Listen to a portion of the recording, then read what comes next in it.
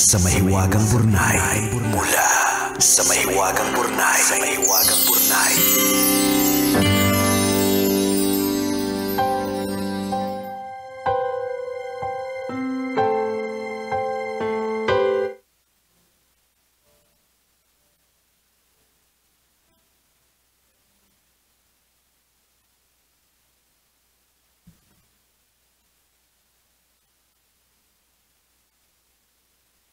Dear Nicole and Diego, I hope you had a wonderful holiday season. Itago niyo na lang po ako sa pangalang Jessie. Sumulat ako dahil hindi ko na talaga alam ang gagawin ko. Sobrang sama ng loob ko sa asawa ko. Ganito po kasi, noong nakaraang Noche Buena, nagluto ako ng mechado. Nagkataon naman na nagpadala din ng mechado yung pamilya niya. Habang kumakain kami, tinanong ko siya kung ano yung mas masarap, yung luto ko mechado o yung galing sa kanila. Ang mabilis niyang sagot na may kasabay pang pagpikit ng mata, yung galing daw sa kanila. Nung nakita niyang nalukot yung mukha ko, binawi niya at sinabing yung sa akin daw.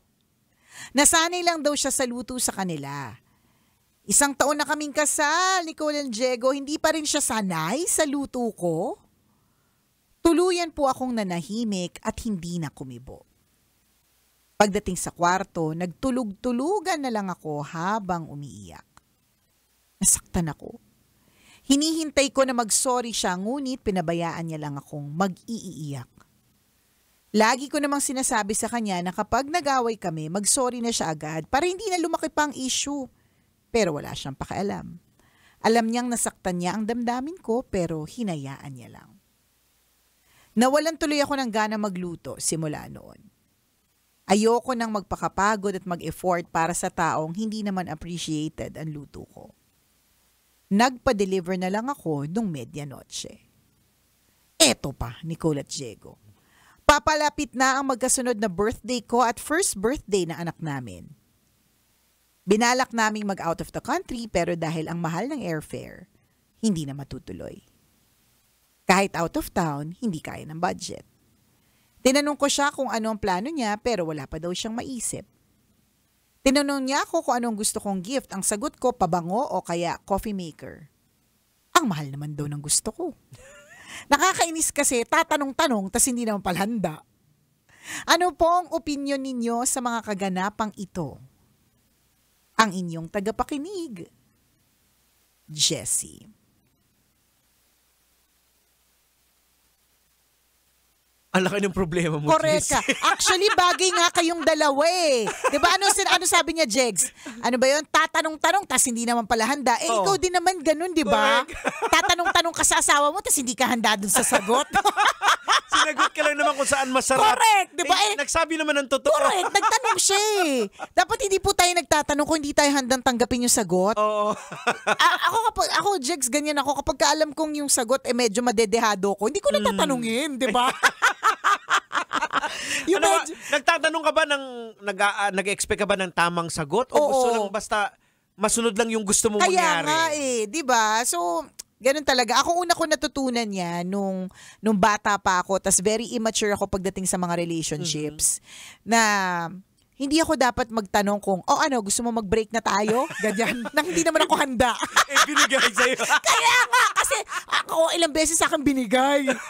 Gusto mo mag-cool off tayo? Cool off pa yung tawag dati. Hindi ko alam kung ano nang tawag ngayon. Anyways, gusto mo mag-cool off tayo? O kaya, mga ganong mga tanong na umaarte lang pala ako.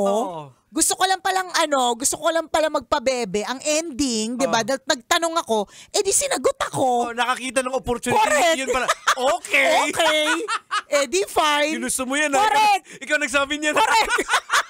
So, ang ending, at least sa akin nang galing. Hindi sa kanya, di ba? Yung mga ganun. So, dun early on in life, na-realize ko na, okay. So, hindi ako dapat pala magbanta-bantaan kung hindi naman ako handa dun sa sagot. Hindi pala ako dapat magtanong kung may feeling ako na hindi ko makukuha yung sagot na gusto kong marinig. Ayan. Ganyan. So, in the same way na ganon. So, you don't expect naman na Correct. laging favorable. Yun lang Ayan. naman din. In life, you don't expect na laging favorable sa'yo ang lahat ng Correct. bagay. At normal siya na pagdadaanan ninyo Totoo, mag-asawa. na Kasi laging may bago pa lang kayo disappointment. magkasama Correct, eh. 1 year. Pero gets kita dun sa ayaw mo na walan ka na ng gana magluto, ganyan. Gets naman din natin yan. Normal yan. Pero kung halimbawa, it's also in your heart na gusto mo pa rin mag-try ng bagong putahe.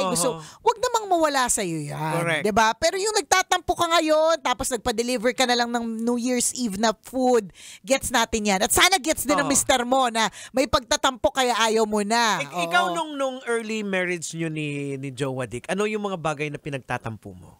Hindi ko na masyadong matandaan na. Yung sigurong nagtampo ko saglit pero hinayaan ko Ano na. mga pa-baby moments Ito yung mo? yung paghandaan siya ng damit tapos hindi naman niya sinusuot. Yun talaga, 'di ba? I mean, natatandaan ko siya ngayon kasi nung kinasal ako, the day after kami kinasal, parang hindi ko talaga alam kung anong gagawin. Alam mo yung parang paano ba? Parang paano maging asawa? Yan, Una sa lahat, hindi naman din ako masyado nagluluto. Yung gamit ko magulo. So, gamit ko nga magulo ayusin ko pag gamit niya. So parang gano'n. So maglilinis ba ako? So nag-effort yung Nicole Yala. So nag-effort ang Nicole Yala na magpili-pilian ko na kunarian ng ano. Hindi naman kunwari. I mean, madami siyang damit. Tapos lagi ko nakikita nakasuot siya ng black. So bilang bagong may bahay, di ba? Suot ka naman ng mga yellow, ng mga purple, di ba? Yung mga ibang mga kulay. Dahil ikaw yun eh. Dala ko yun. Makulay ako. Tapos, wala, para lang masabi may magawa, di ba? Tapos, ginawa ko nga lang siya ng mga ilang araw. Tapos, na-realize ko, lahat ng mga pinipili ko, hindi naman yan din pinipili. Pinipili niya pa rin yung mga dati niyang suot. So, tumigil na lang din ako. Nagtampo-tampo, pero naisip ko, parang, eventually, makukuha din namin yung tama.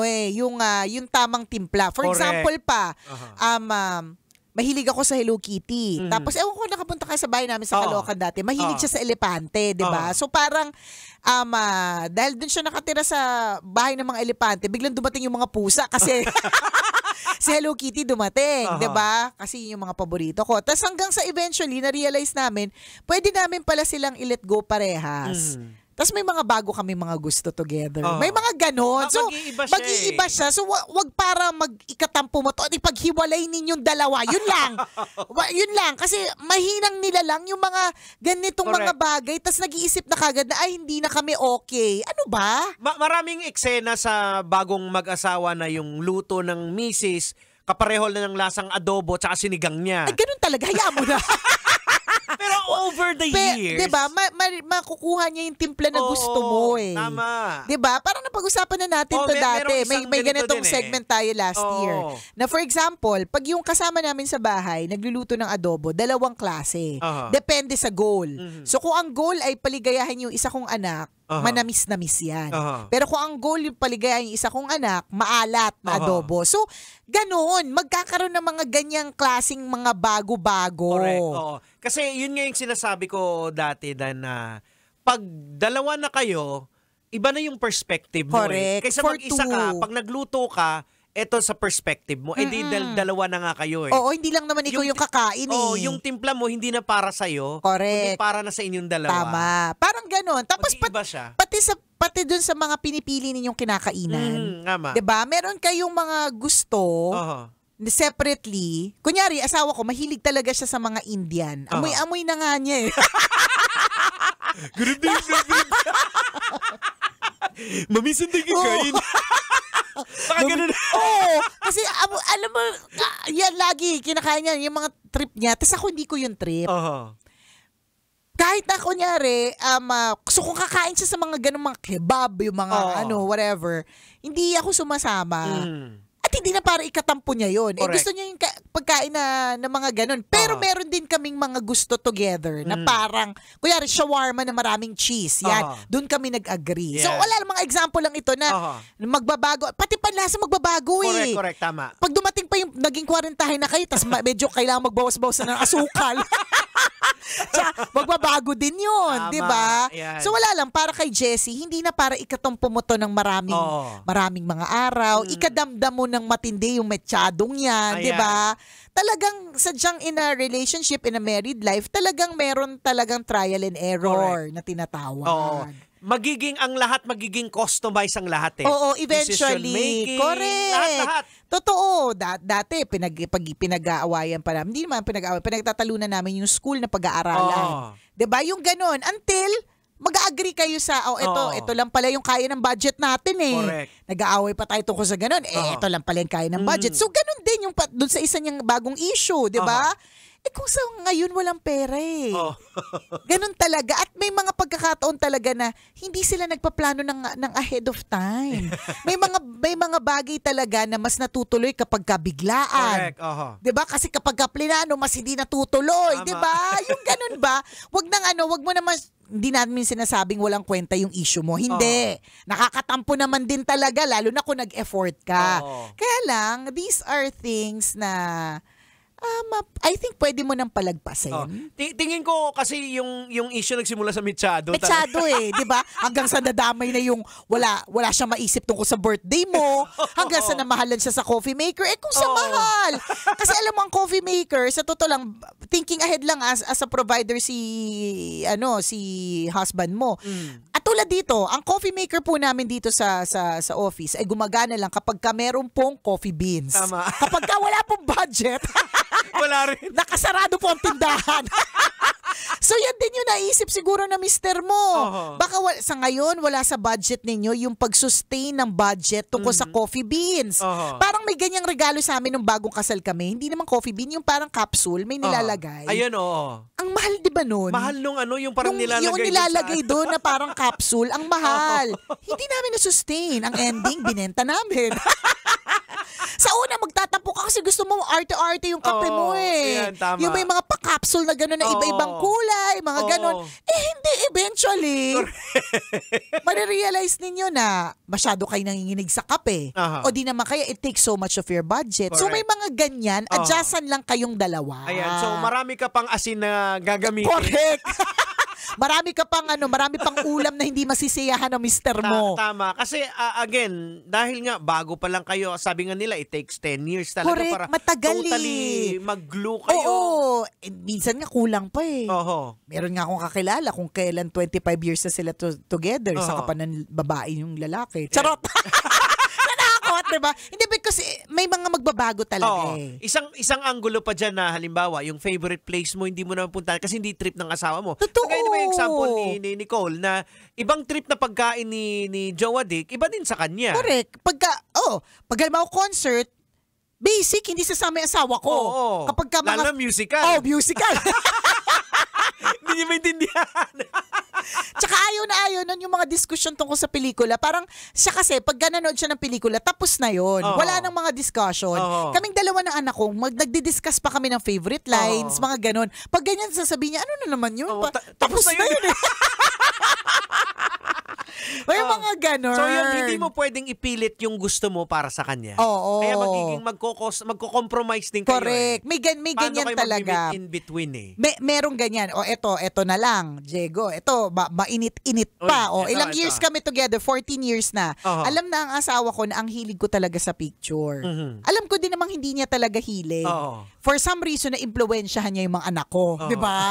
Na hindi na rin sila mahilig parehas. Lahat sila, 3 against 1. So, eto na. Nung pumunta kami ng Bangkok recently, meron kami pinuntahan doon na chocolate, parang chocolate village. Tapos that time, Christmas village siya. So, isipin mo, Jegs, ang ganda. Sobrang ang ganda niya talaga. Promise yung nakakaiyak siya sa kagandahan. Alam mo kung anong pinaka-nakakaiyak, Diego? Ano? Wala akong picture! Walang magtsagang mag-picture sa akin! Alam mo, ang sama talaga ng loob ko. Pero iniisip ko na hinihila na yung Jodic yung dalawang bata. Tara! Wala akong picture. Alam mo, meron isa. Hindi pa pantay. Hindi pa nakuhanan yung buong Christmas tree. Pero, ramdam ko talaga. Pero ako, ang adjustment ko na lang doon is, uutusan ko talaga sila para lang makabuo ko ng reel. Kunan mo ko dito ha, mga 10 seconds. Ganito yung ginagawa ko. Or, di naman kaya, basta may mga ganon. Pero talagang nagtatampo ko at ramdam nila yon. Ramdam talaga nila yon. Pero hindi naman para masira yung buong bakasyon namin. Hindi. Adjust lang talaga eh. At tas may attended kaming wedding, tsaka debut, magkasunod na araw. Eh di syempre sa wedding at debut, may mga pictures ng bata pa, may mga pictures ng travel. Sabi ko talaga, tingnan mo. Pagdating ng panahon, pag kinasal yung anak natin, pag nag-debut yan, marami siyang picture at video dahil sa akin. Tandaan mo yan. Tandaan yun lahat yan. Magpapasalamat kayo. Correct, magpapasalamat kayo sa akin. Ang dami ninyong memories, di ba? Yung ganon. So, may differences talaga eh. And si Joe Adik lagi yan sinasabi, ang best trip niya abroad, yung hindi ako kasama. Kasi wala siyang picture. Gets ko yun? So mag-a-adjust ako accordingly. So kapag meron kaming kasama na mahilig kuhanan ako ng picture, kakaririn ko na yan. I mean, nasasamantalihin ko na tong pagkakataong to kasi pag kami-kami lang, wala akong picture. So yung ganon. Hindi para magtagal na magtampo. Ikadamdam mo ng ilang araw. Correct. Hindi na. Ikakwento mo siya ng may konting galit katulad dito. Pero hindi naman galit na galit. Diba? So to Jessie, marami ka pang kakaining bigas. Marami ka pang titirahing mechado. Marami pang testing ng mechado. Version ng mechado. Tama. Ayan, hanggang sa makuha mo yung timpla. Ayan. At hindi lang isang timpla yan. Ulitin namin ha. Magbabago yung timpla in time. Pag lumaki na yung mga anak, bago na din yung timpla. Lalo na pag high blood na kayo. Pag high blood na kayo, wala nang lasa. Matabang na. Matabang na yung timpla.